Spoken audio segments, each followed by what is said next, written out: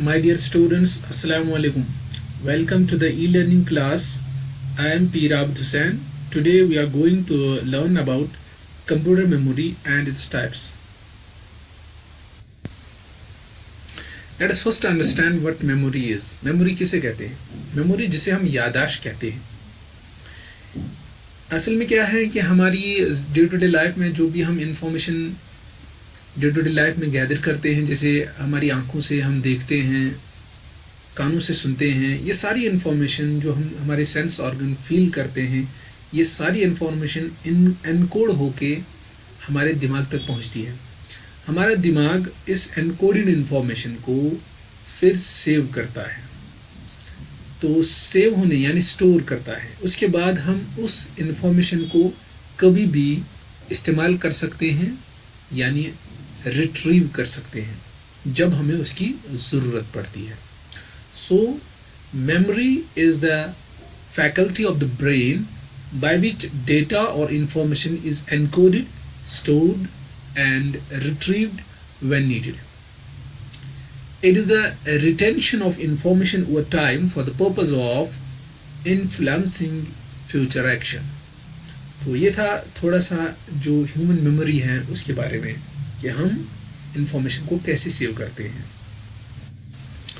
तो अगर हम देखें तो हमने 3 चीज़ें सीखी ह्यूमन मेमोरी के बारे में. एक कि पहले इंफॉर्मेशन को एनकोड किया जाता है, फिर उसके बाद उसे स्टोर किया जाता है. Then and then we can retrieve it when needed. हम उसको इस्तेमाल कर सकते हैं. उस जहां हमने इसे स्टोर किया है वहां से हम उसे इस मेमोरी को, इस डेटा को, इस इंफॉर्मेशन को उस मेमोरी से जहां पे हमने इसे सेव किया है वहां से हम इसे फिर रीड कर सकते हैं. That is retrieving. तो ये था ह्यूमन मेमोरी के बारे में. अब देखते हैं आगे कि ये जो इंसान का ब्रेन है, ह्यूमन ब्रेन, इसके अंदर ये मेमोरी होती कहाँ है. हम ब्रेन में कहाँ इंफॉर्मेशन को सेव करते हैं. अगर हम ह्यूमन ब्रेन को देखेंगे, the brain has been divided into 6 parts. इसको 6 हिस्सों में तकसीम किया गया है. एक को कहते हैं फ्रंटल लोब, एक है पेरेंटल लोब, एक है ओसिपिटल लोब, एक है सेरिबेरम, एक है ब्रेन स्ट्रीम और last one is temporal lobe. ये जो हमने पार्ट्स बताए इसके, ये इसकी फंक्शनलिटी पे, ये जो 6 हिस्सों में तकसीम किया है ब्रेन को, ये 6 हिस्से असल में अलग अलग काम करते हैं. जैसे अगर हम देखें फ्रंटल लोब, तो frontal lobe thinking, speaking, memory and movement, ये इन चीज़ों का ये मजमुआ है, यानी ये 4 काम इससे होते हैं. हालांकि अगर ब्रेन के बारे में कहा जाए, ये बहुत ही कॉम्प्लेक्स ऑर्गन है, इसको समझना बहुत ही मुश्किल है. और एक बात कहना चाहता हूँ यहाँ कि ह्यूमन ब्रेन एक दुनिया में एक ऐसी चीज है जो अपने आप को खुद ही समझता है. ऐसे ही चलो आगे चलते हैं. पेरेंटल लोब देखें तो ये लैंग्वेज एंड टच के रिलेटेड इसकी फंक्शन है. ऐसे ही ओसिपिटल लोब देखें तो ये विजन और कलर परसेप्शन के लिए. सेरिबेलम को देखें तो ये बैलेंस एंड कोऑर्डिनेशन का काम करता है. ऐसे ही ब्रेन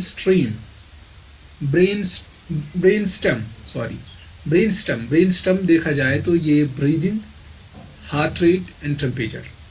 ऐसे ही टेम्पोरल लोब, ये hearing, learning and feeling.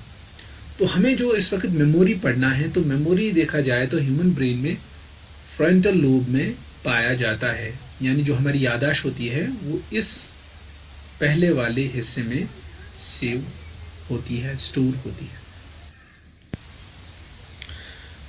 Now types of human memory. Human memory has been mainly divided into 3 types. One is sensor memory, another is short-term memory, that is working memory, or last one long-term memory. These are the 3 types of human memory. Sensor memory जो सबसे कम समय तक याद रहती है, with in seconds ये erase हो जाती है। शॉर्ट टर्म मेमोरी जो एक वर्किंग मेमोरी है, या जिसे हम मेन मेमोरी भी कह सकते हैं, ये असल में वो मेमोरी है जहां हम जो हमें काम के लिए इस्तेमाल होती है, लेकिन ये भी इरेज होती है, हो जाती है विद इन मिनट्स। और लॉन्ग टर्म मेमोरी जो लाइफ टाइम के लिए होती है। लॉन्ग टर्म मेमोरी यानी इसमें जो डेटा सेव रहता है ये पूरी जिंदगी के लिए सेव रहता है। जैसे देखें, अगर इस लॉन्ग टर्म को फिर से डिवाइड किया जाए तो इसमें देखा जाए, इसमें दो टाइप्स और हैं। एक है एक्सप्लिसिट मेमोरी, एक है इम्प्लिसिट मेमोरी। यानी एक्सप्लिसिट जो कि हम जानबूझ के याद रखते हैं, इम्प्लिसिट जो हम जानबूझ के नहीं बल्कि हम सीख जाते हैं और हमें पता नहीं चलता है, ये हमने जाने अनजाने में हमने ये चीजें ये याद हुई होती हैं, तो इसको कहते हैं इम्प्लिसिट। जैसे इसमें आती है इम्प्लिसिट की, पहले इम्प्लिसिट को समझते हैं। इम्प्लिसिट में प्रोसीजरल मेमोरी, जैसे कोई सिकल होता है, कोई टास्क होता है। सिकल आप कंटिन्यूसली कोई काम करते रहते हो, करते रहते हो, अल्टीमेटली हम वो काम सीखते हैं। जैसे मैं एक एग्जांपल दूं, हमारी टाइपिंग की, हम टाइपिंग की प्रैक्टिस करते रहते हैं, तो एक दिन ये प्रैक्टिस हमारी सिकल बन जाती है और हमें पता भी नहीं होता है कि हमने कुछ याद किए बगैर भी हम टाइप करते रहते हैं। तो ये एक किस्म की मतलब वो इम्प्लिसिट मेमोरी है। और एक्सप्लिसिट मेमोरी को देखा जाए, ये कॉन्शियस मेमोरी है, यानी ये हम जानबूझ के याद रखते हैं। ये भी देखो, इसमें डिक्लेरेटिव मेमोरी होती है। जैसे कुछ फैक्टर्स हम देखते हैं, कुछ इवेंट्स हम देखते हैं, डे टू डे लाइफ में हमने कुछ देखा, तो वो चीज़ें हमारे जहन में याद रहती हैं। ठीक है, तो इसके फिर से दो टाइप्स हैं, episodic memory and semantic memory. यानी जो इवेंट्स या एक्सपीरियंस के ज़रिए से हासिल हो, तो वो एपिसोडिक मेमोरी कहते हैं उसको। और सिमेंटिक मेमोरी, या जिसमें कॉन्सेप्ट्स एंड फैक्ट्स आ जाते हैं। जैसे हम ये सीखते हैं कुछ किसी टॉपिक के बारे में या किसी, और उस चीज़ को याद करते रहते हैं, कंटिन्यूसली उसको रिविजन करते रहते हैं, तब जाके वो हमें याद रहता है। तो ये था थोड़ा सा टाइप्स ऑफ ह्यूमन मेमोरी के बारे में। अब सवाल है, सर क्या हम ये जो इंसान के पास इतना कॉम्प्लेक्स ऑर्गन अल्लाह ने दिया है, ये ब्रेन, इसमें हम इंफॉर्मेशन को सेव करते हैं, क्या हम कंप्यूटर में भी सेव कर सकते हैं डेटा को? तो क्या ये पॉसिबल है? तो बिल्कुल हाँ। जैसे हम इंफॉर्मेशन को एनकोड, फिर उसके बाद स्टोर करते हैं, फिर उसके बाद रिट्रीव कर सकते हैं, सेम ऐसा ही हम कंप्यूटर में भी कर सकते हैं। हम डेटा को सेव कर सकते हैं, उसके बाद उसे रिट्रीव कर सकते हैं। तो आइए अब हम देखते हैं कंप्यूटर मेमोरी क्या है। कंप्यूटर मेमोरी को पहले समझने से पहले हमें पहले ये समझना है कंप्यूटर डेटा क्या है, कंप्यूटर को सेव जो करना है वो है क्या। तो असल में कंप्यूटर डेटा कुछ नहीं है, but it is a binary. ये एक बाइनरी चीज है। यानी बाइनरी का मतलब ये है कि जो भी इसके अंदर हम सेव करना चाहते हैं कंप्यूटर में, कंप्यूटर सिर्फ समझता है 0 and 1। ठीक है, 0 and 1। यानी आप इसे ऐसे भी कह सकते हो ऑन एंड ऑफ, क्योंकि ये एक मशीन है, तो मशीन इधर ऑन या ऑफ समझती है। सो बाइनरी डेटा का जो यूनिट होता है, इसके दो ही पॉसिबल स्टेट्स हैं, या तो एक को हम 0 कहते हैं, एक को हम 1 कहते हैं। तो ये बाइनरी डेटा, इसका मतलब ये भी हुआ कि अगर हमने 0 and 1 इन दो को सेव कर सकते हैं, इस दो चीजों को, इन दो स्टेट्स को, 0 and 1 को, अगर हम इसको सेव करने में कामयाब हुए, तो इसका मतलब हम मेमोरी बना सकते हैं। तो पहले जब हमने डेटा को सेव किया, डिजिटल डेटा को सेव किया, तो हमने पंच्ड कार्ड या पंच कार्ड जिसे कहते हैं, इसका इस्तेमाल किया। ये पंच कार्ड होता क्या था? ये पंच कार्ड एक पीस ऑफ स्टफ पेपर होता था, यानी एक किस्म का पेपर होता था जिसको हम पंच करके उसके ऊपर होल्स बनाते थे। ठीक है, आप इस पिक्चर को देख लीजिए और इसमें देख लीजिए बहुत सारी जगह जहाँ डॉट हैं, ये समझो ये वो होल्स हैं जो हमने इस पे पंच किए हुए हैं। और इसके जरिए से क्या हुआ कि अब दो चीजें डिफाइन हुई, एक वो जहां पंच हुआ है, जहां हमने होल क्रिएट किया है, एक वो जहां हमने होल क्रिएट नहीं किया है। तो ये दो चीजें हुई, 0 एंड 1। जहां है उसको 0 कहेंगे फॉर एग्जाम्पल, और जहां नहीं है वहां हम कहेंगे इट इज 1। तो इस तरीके से हमने 0 1 को सेव किया, यानी हमने डिजिटल डेटा को एक पंच कार्ड की शक्ल में सेव किया। तो ये था पंच कार्ड के बारे में, ये पुराने जमाने में। लेकिन क्या इसके बाद क्या हुआ आगे वो देख लेंगे। यहां देख लीजिए आप कि अब हम देखेंगे कि पंच कार्ड का तो हो गया, लेकिन क्या हम डेटा को किसी और तरीके से भी सेव कर सकते हैं? हाँ, बिल्कुल कर सकते हैं। एक हमारे पास तरीका है जिसे कहते हैं मैग्नेटिक स्टोरेज। देखो, मैग्नेटिक स्टोरेज, हमारे पास एक मैग्नेटाइज्ड मीडियम होता है जिसके ऊपर हम मैग्नेटिक रिकॉर्डिंग कर सकते हैं, यानी हम इसके ऊपर डेटा को स्टोर कर सकते हैं। एक दूसरी टेक्नोलॉजी हमारे पास है जिसे कहते हैं ऑप्टिकल स्टोरेज, यानी इसमें हमारे पास एक ऑप्टिकल मीडियम होता है और जिसमें हम लेजर लाइट के जरिए से इसमें से डेटा स्टोर कर सकते हैं या डेटा रिट्रीव कर सकते हैं। और एक टेक्नोलॉजी सेमीकंडक्टर डिवाइसेस, यहाँ आप सेमीकंडक्टर मेमोरी भी उसे कहते हो। इसमें हम जो हम डेटा सेव करना चाहते हैं वो डेटा डिजिटल डेटा होता है और हम उसे इसके अंदर या सेमीकंडक्टर डिवाइस में metal oxide semiconductor MOS memory cells भी कहते हैं इनको। तो ये सिलिकॉन बेस्ड होती है। इनमें हम इलेक्ट्रिकली ये जो डेटा सेव करते हैं। ठीक है, तो ये इस तरीके से ये तीन टेक्नोलॉजी मैंने बताई पंच कार्ड के बाद जो आई है, मैग्नेटिक, ऑप्टिकल एंड सेमीकंडक्टर। अब देखेंगे हम टाइप्स ऑफ कंप्यूटर मेमोरी क्या है। इस ग्राफ से आप समझ लीजिए, memory are of two types, primary memory and secondary memory. लेकिन प्राइमरी मेमोरी को देखा जाए तो प्राइमरी मेमोरी को फर्दर हम डिवाइड कर सकते हैं, कैश मेमोरी या मेन मेमोरी। या कभी कभार इसे बहुत सारे ऑथर थोड़ा डिफरेंट लिखते हैं कि वो लिखते हैं primary memory main memory is same, but main memory को फिर यहाँ प्राइमरी मेमोरी के वो फिर दो टाइप्स बताते हैं, रैम एंड रोम। और ये कैश, ये जो यहाँ पे कैश इन्होंने अलग दिखाया है, ये वो रैम में ही दिखाते हैं। चलो जो भी है, लेकिन प्राइमरी मेमोरी के अंदर ये तीन चीजें आती हैं, एक कैश मेमोरी, एक रैम, एक रोम। ठीक है, अभी हम इन तीन मेमोरी पे फोकस करेंगे।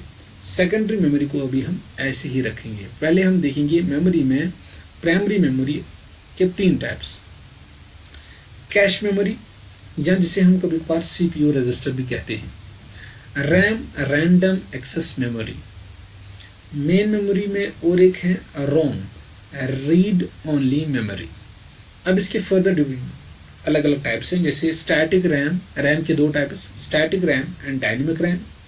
और रोम, रीड ओनली मेमोरी के तीन types, PROM, programmable read only memory, EROM, EPROM, erasable programmable read only memory, EEPROM, electrically erasable programmable read only memory. So these are the three types of ROM. और यहाँ RAM के दो types हैं, static RAM, dynamic RAM, और यहाँ cash. तो अलग अलग अब इनको समझते हैं, कैश क्या है, रैम क्या है और रोम क्या है। इसके बाद आते हैं सेकेंडरी मेमोरी पे। अभी सेकेंडरी मेमोरी पेंडिंग ही रखते हैं। तो पहले हम देखते हैं ये मेमोरी जो है प्राइमरी मेमोरी। और एक चीज यहाँ आप जहन में रखिए, ये जो हमारी प्राइमरी मेमोरी है, इसमें जो कैश मेमोरी और रैम है, ये वोलेटाइल मेमोरी है। ये दो, रैम एंड कैश, ये वोलेटाइल है। जो रोम है और बाकी सेकेंडरी मेमोरी, जितने भी सेकेंडरी मेमोरी हैं हमारे पास, ये सारे के सारे नॉन वोलेटाइल। वोलेटाइल का मतलब होता है कि जब हम इसमें डेटा सेव करते हैं और अगर इलेक्ट्रिक करंट चली जाती है तो ये, या हम इसको स्विच ऑफ करेंगे तो इसमें जो डेटा होगा, यानी कैश में या रैम में जो डेटा होगा वो लॉस हो जाएगा। लेकिन नॉन वोलेटाइल मेमोरी ऐसी मेमोरी होती है, अगर इलेक्ट्रिक करंट चली भी जाए या अगर हम इसका स्विच ऑफ भी कर दें तब भी इसके अंदर जो डेटा है वो सेव ही रहता है।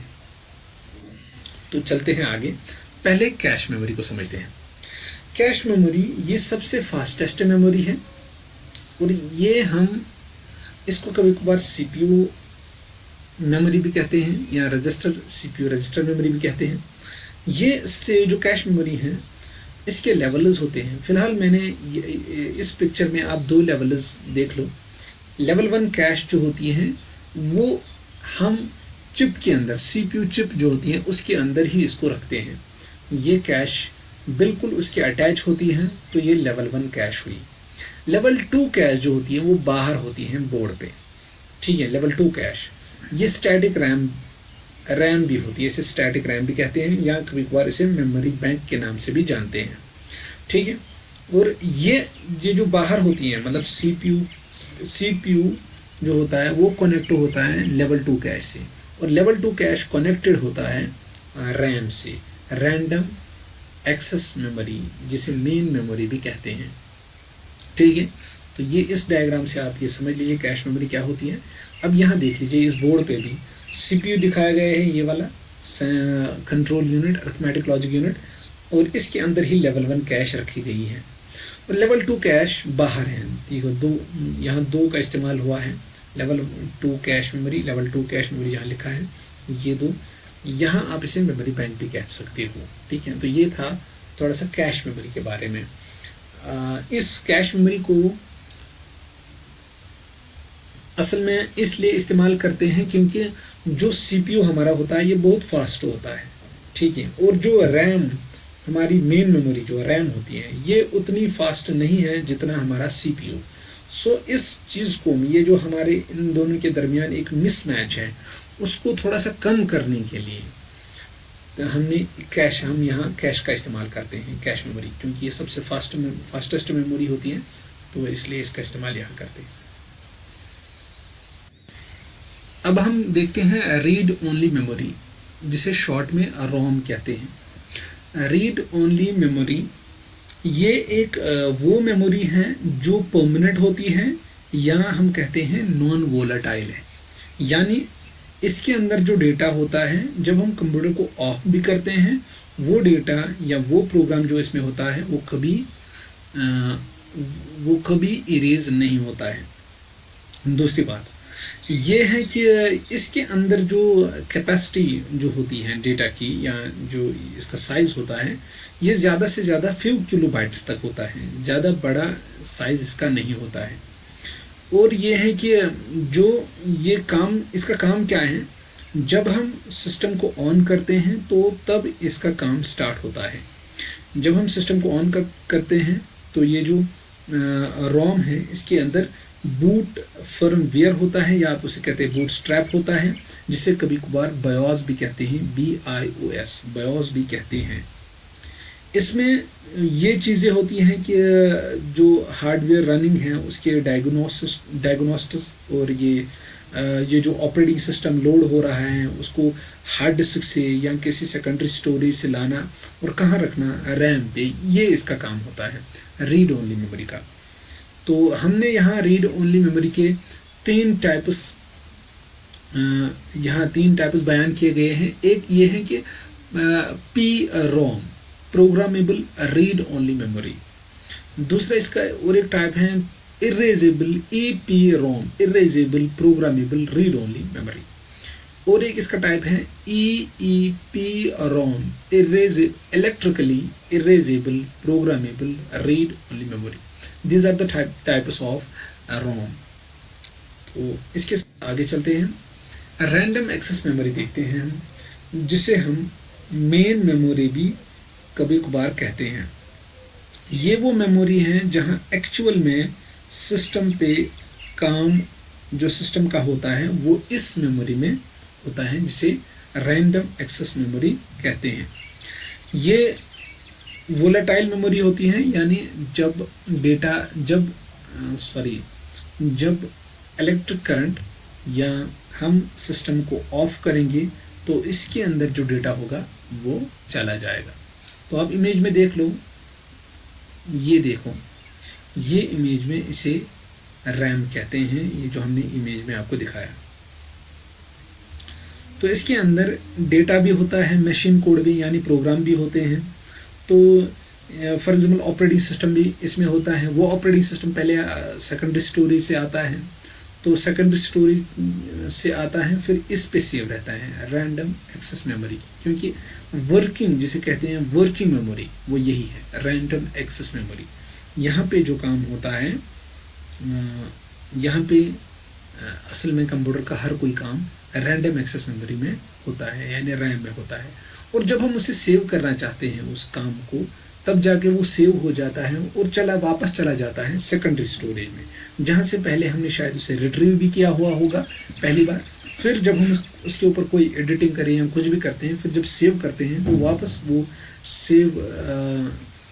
डेटा सेव होके वापस चला जाता है सेकेंडरी स्टोरेज में, और सेकेंडरी स्टोरेज में वो सेव रहता है।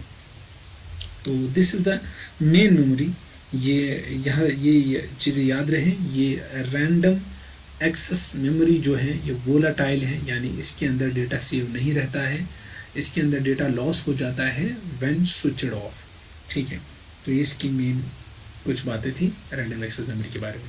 हाँ, अब इसके टाइप्स देखेंगे। इसके दो टाइप्स हैं, एक है स्टैटिक रैम और एक है डायनेमिक रैम। अब चलो एक एक करके देख लेते हैं। पहले देखेंगे स्टैटिक रैम को। ये देखो, अब स्टैटिक रैम की इमेज दिखाई गई है बोर्ड के जो बिल्कुल अटैचड है। इसे कहते हैं स्टैटिक रैंडम एक्सेस मेमोरी, यानी SRAM भी कहते हैं कभी कभार। इसके अंदर जो डेटा होता है वो तब तक इसके अंदर होता है जब तक पावर हो। जब तक इस चिप को पावर देते रहेंगे तब तक इसके अंदर जो डेटा है वो सेव है। लेकिन हाँ, ये चूंकि ये स्टैटिक है तो यहाँ हमें इसको रिफ्रेश करने की ज़रूरत नहीं है। ये रिफ्रेश क्या है? रिफ्रेश का मतलब होता है अगर इसके अंदर डेटा है फॉर एग्जाम्पल 5, तो उस 5 को कंटिन्यूसली रिफ्रेश नहीं करना पड़ेगा, हमें बार बार इसे नहीं करना पड़ेगा कि इसका वैल्यू अभी 5 ही है, 5 ही है, 5 ही है। वो डायनेमिक रैम में हम पढ़ेंगे कि जब हम इसे रिफ्रेश करेंगे। डायनेमिक रैम में यही यहाँ पे हमें रिफ्रेश नहीं करना पड़ता है, वहाँ हमें रिफ्रेश करना पड़ता है पीरियडिकली।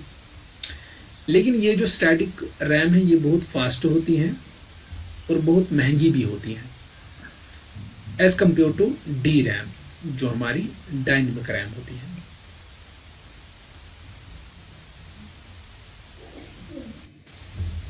अब देखिए डायनेमिक रैम।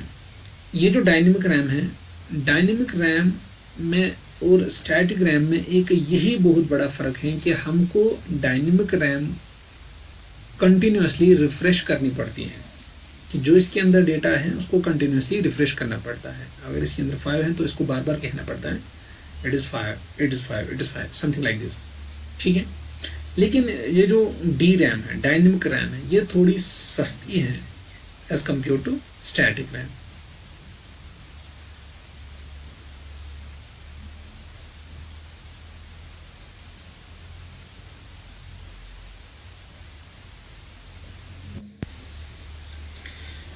अभी तक जो हमने पढ़ा वो है प्राइमरी मेमोरी में cache memory, RAM, random access memory, इसके static RAM and D RAM, dynamic RAM, और एक प्राइमरी मेमोरी जो मेन मेमोरी रोम का जिसे कहते हैं रीड ओनली मेमोरी। इसके 3 types, P ROM, EP ROM and EEP रोम।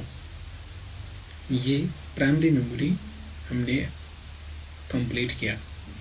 अब हम आते हैं मेमोरी के दूसरे पार्ट पे जिसे हम सेकेंडरी या ऑक्सिलरी मेमोरी कहते हैं। ये परमानेंट मेमोरी होती है। इसके अंदर जितने भी टाइप्स हैं, जैसे मैग्नेटिक टेप पढ़ेंगे, magnetic disk, optical disk and flash memory, ये सारे के सारे जो हैं ये परमानेंट मेमोरी है।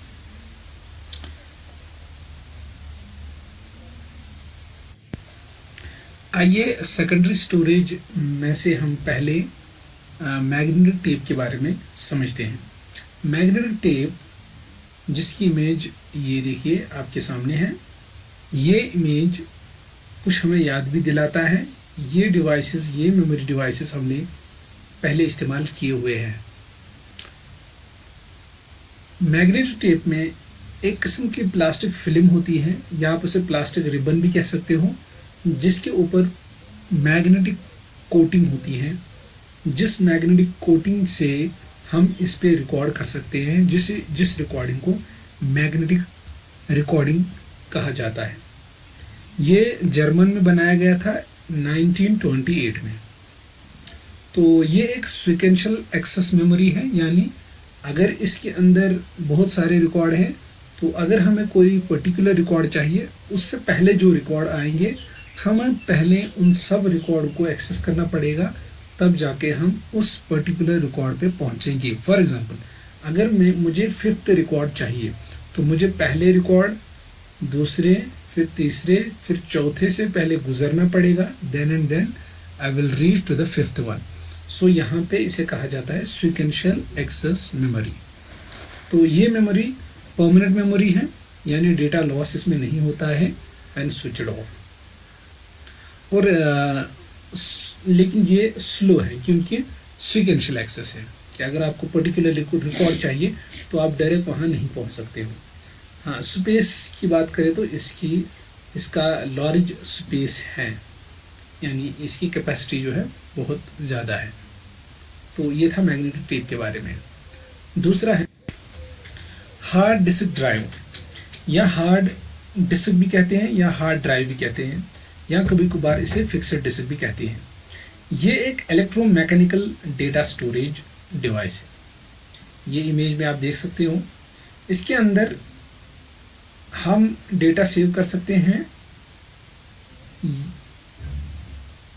हम डेटा को स्टोर कर सकते हैं और रिट्रीव कर सकते हैं। इसके अंदर ये डिस्क्स होती हैं, और ये मेटेलिक डिस्क्स होती हैं, और इन मेटेलिक डिस्क्स के ऊपर मैग्नेटिक कोटिंग होती है, और मैग्नेटिक कोटिंग से हम डेटा को सेव कर सकते हैं, जिसे मैग्नेटिक रिकॉर्डिंग भी कहते हैं। और ये रीड राइट हेड, ये आप देख लीजिए यहाँ रीड राइट हेड, इससे हम डेटा राइट भी कर सकते हैं डिस्क पे, या हम रीड भी कर सकते हैं इस डिस्क से। तो ये हार्ड डिस्क इंट्रोड्यूस की थी IBM ने इन 1956 में,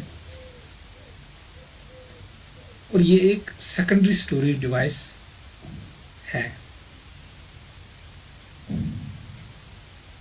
ये एक नॉन वोलेटाइल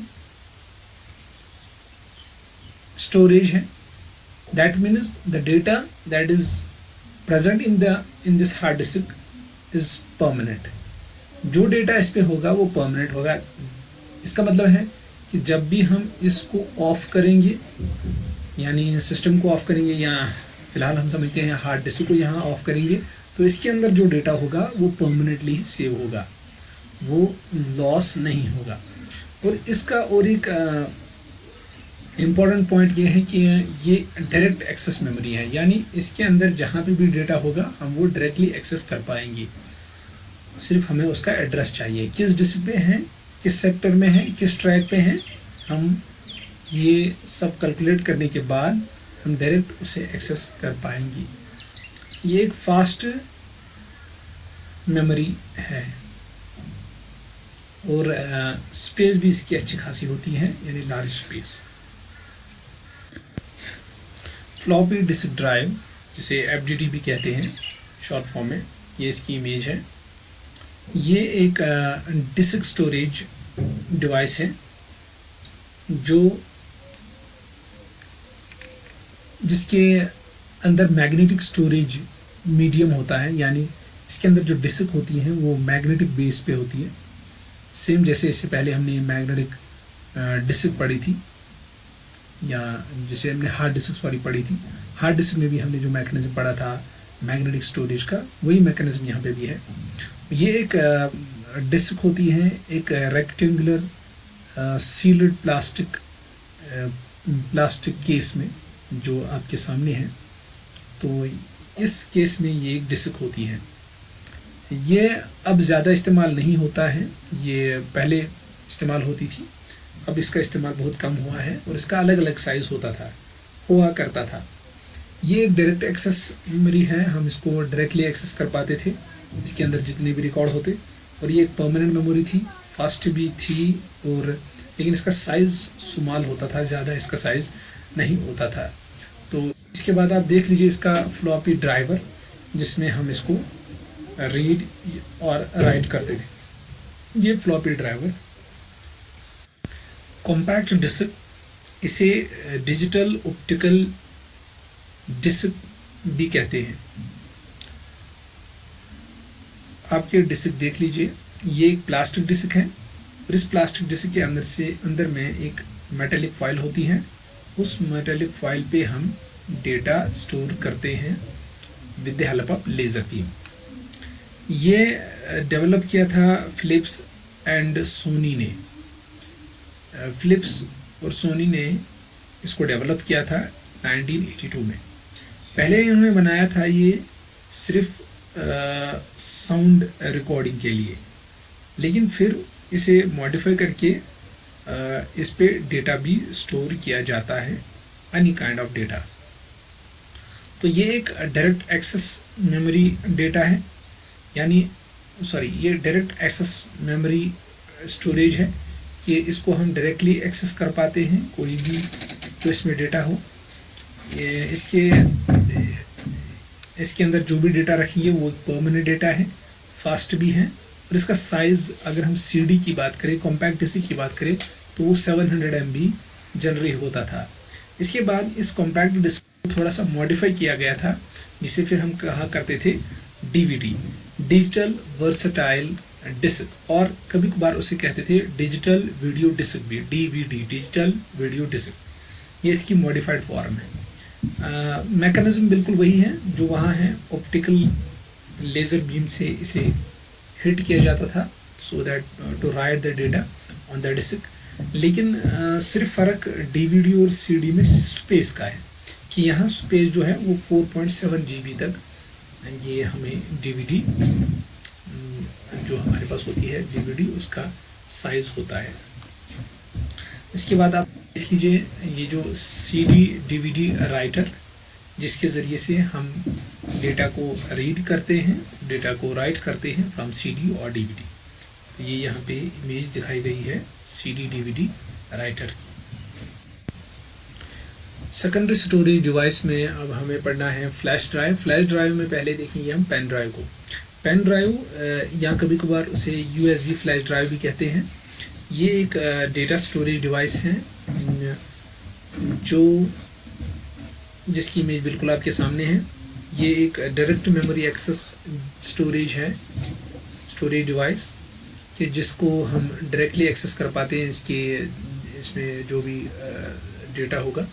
और यहाँ ये नॉन वोलेटाइल, यानी जो भी डेटा है वो परमानेंट होता है और फास्ट एक्सेस कर पाते हैं, मतलब जो भी डेटा है हम फास्टली उसको रिट्रीव कर सकते हैं। और इसकी स्पेस की बात करें तो इसकी स्पेस जो है वो मीडियम स्पेस है, 8 GB, 32 GB, 64, और शायद आने वाले जो अब पेन ड्राइव हैं वो इससे भी ज़्यादा स्पेस रखते हैं। ये रिमूवेबल है, रिराइटेबल भी है, और ये छोटी है as compare to optical disk. और इसका वेट देखा जाए तो वेट भी इसका बहुत कम है, 30 ग्राम से भी कम होता है इसका वेट।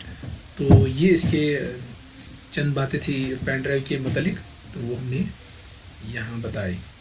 तो अब और एक डिवाइस है हमारा यहाँ स्टोरेज डिवाइस, जिसे मेमोरी कार्ड कहते हैं। ये भी एक फ्लैश ड्राइव है। ये एक छोटा सा कार्ड होता है, ज़्यादातर ये स्मार्टफोन में इस्तेमाल होता है।